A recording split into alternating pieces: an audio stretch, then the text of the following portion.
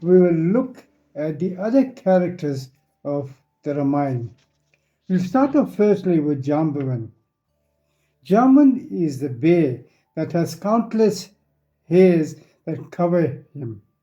He is seen as the ocean where these huge expanses of water are covered completely by a skin of waves which appear like protrusion, like the hairy covering of the bear. These wave forces have a direct function with the wind forces who stir up the seas when they move along. The relationship of Jamban and Hanuman are like the waves and winds which are energized by the moon's gravitational, that is moon's gravitation, that is Mother Sita. Then we look at Vibhishan. Vibhishan represents the dark rain clouds. The moon causes the tides and waves and is closely interlinked to the forces of nature, which are stirred into activity by her movements. They accompany rain clouds flowing with the wind force, and the wave thrust is Vibhishan. He is a benevolent force, carrying the rain clouds for sustenance and growth of nature, and true supporter of Sri Vishnu, that is Sri Ram, the preserver of the universe. Although Vibhishan, the brother of Ravan, his qualities were different. Similarly, although the rain clouds look ferocious and terrible, it is a benevolent element like Vibhishan. Then we have Sugriv. Su means kind and Griva means the face or the neck. That is the pleasant but powerful land wind. It has been said that there's about 49 types of wind, but we can summarize them into two types. One is the good wind and one is the bad wind. Now the pleasing wind which strike the face on a dry day with soothing comfort, he is Sugriv. He is the king of the Vanar, the wind forces. He is a benevolent force of Vayu, supporting and nurturing creation. Sri Ram embraces this wind force and makes him king. He recognizes Mother Sita, Vedavati, that is the mother of the Vedas. On the other hand, we have Vali, the harsh, prickly wind that forces one to cover the face to ward off the dusty, hot air is a character of Vali.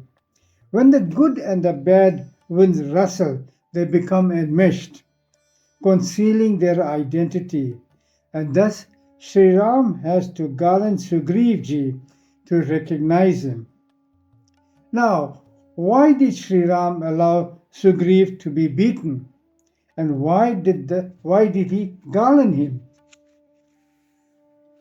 Sugriv showed disrespect to Lakshmanji by not offering him a suitable seat when they first met. Remember, Ram and Lakshman are God and Guru. In his pride, Sugriv relied on his own physical strength rather than the divine power of Sri Ram. So when someone is victorious, example a race, he is garlanded. By placing a garland on Sugriv, Ram is telling us that Sugriv, you have already obtained victory. We look at Angad. Angad, he is like the strong sea wind which accompany Hanuman, the land wind, and Jamvan, the waves of the sea. Angad is made king so that the wind empire is ruled by this new power of the sea, after the term of his father, the harsh wind, and his uncle, the pleasant wind, ruling the land. Now we all know what a whirlwind is. Because of its speed, it shapes into a massive cone rising into the sky like a twisting tornado and thus appears like a gigantic bird, that is Jatayu. Jata signifies the matted hair of sadhus, coiled up and tied at the top. The absence of Agni stirs the wind and the waves, that is Mother Sita. Jatayaji is the first of the Vanar forces to attack Ravan. Now we come to Mother Keke, the wife of Dasraji. She is a display and form of the galaxies. Her strength of holding the axle of the wheel of the chariot is like the spinning wheel of the galaxy. With her fingers describe her nature. Here, the parental relationship of Mother Keke is shown, supporting one of the wheels of the constellation, now coming apart from the axle. When she holds the chariot wheel, and what are the chariot wheels? It is the wheel of time, referred to as Kal or death. The wheel represents the year and the spokes the 12 months. Together with Dashrath, Mother Keke represents parental cosmic support to the four brothers and to the other systems in the universe. Now we look at Mother Tara, the wife of Vali, one of the Pativratas. She was solely devoted to her spouse in thought, word, and deed. She obtained her brilliance and luminosity from a Pati's form, that is, from Vali's form and action. She advised Vali not to engage in war with Sugriv because of Sri Ram's help to Sugriv. The dry dust storms are covered with a silver lining, and this depicts Tara. Then we come to Mother Ahalya. The display of Ahalya is akin to the cosmic display of the comet, which travels from another star system to the solar star Sri Ram and regains its luster. Devotees, sometime in life we all go off track, but by the touch of the lotus feet of the Lord, we are brought back on track. So to say, we gain our luster. And this is what happened to Mother Ahalya. And then we have Mandodari, the wife of Ravan, one of the Pativratas of the cosmos. Her display in the cosmos is like the brilliant aura of the diamond ring around the corona, that is the small circle of light around the sun. Her source of strength being the solar brilliance, that is Sri Ram. She tells the husband Ravan to seek peace. Then we have Guha. Guha is the chief boatsman of the Ganges. The Ganges is the display of the river being full but not in fury. Guha is dependent on the river Ganges, which in turn depends on the cosmic forces to keep itself swollen.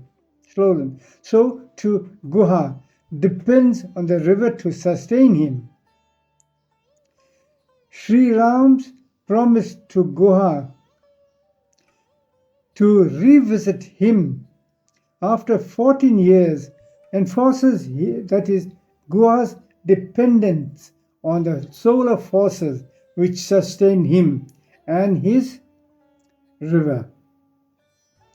Now we look at Ravan. Who or what is Ravan?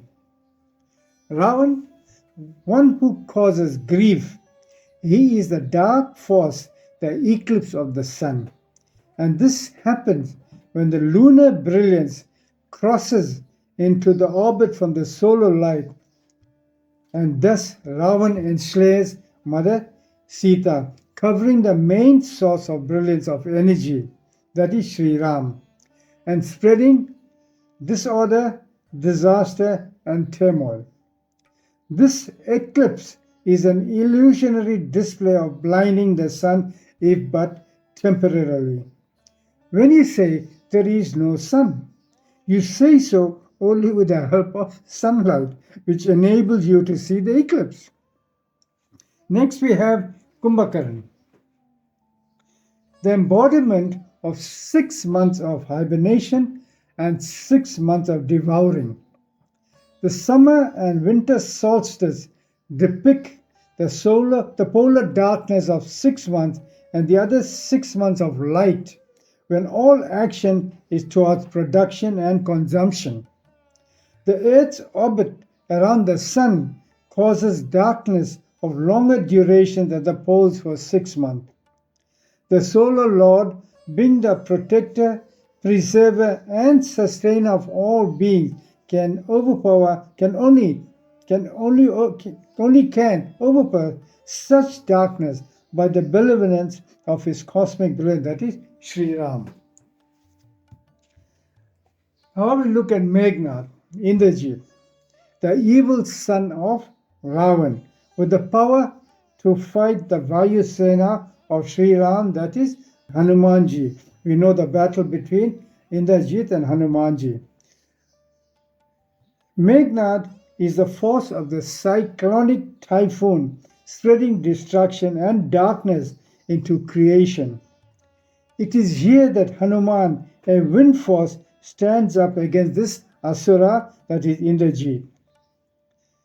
Sri Lakshman also, being the personification of the solar path, the orbital system as we described earlier, also causes the water currents and the ocean storm, which lash out as hurricane storm onto the land, causing widespread destruction. So you can see the force of Lakshmanji and Hanumanji is about the same. In the Ramayana, the confrontation with Meghnad is entrusted to Lakshman, and the death of this cyclonic typhoon, that is Meghnad, occurs from the shaft of the master of the central orbit, that is Lakshmanji. Now we look at Marich. Marich was used by Ravan to ensnare Mother Sita. The dark force of the lunar eclipse that shadows the moon temporarily. He is like a partial eclipse. The episode of the golden deer marks the mind of Mother Sita. Marich and Ravan are like two thieves. Ravan has physical strength but comes like a dog to abduct Mother Sita. Mother Sita has no physical strength but acts like a lioness because of her power of chastity and devotion. Now we look at Suparnaka. She is like a meteorite hurtling in space on a collision course with the solar system, that is Sri Ram and Lakshman. The orbital strength of the solar system, displayed as Sri Lakshman, cuts away the nose and ears of the Rakshas, that is Suparnaka. Thank you for tuning in and sharing your time with me today. Make sure to like and share this video with everyone. Stay connected, stay inspired. May Sri Ram be with you always. See you in the next video. Jai Sri Ram.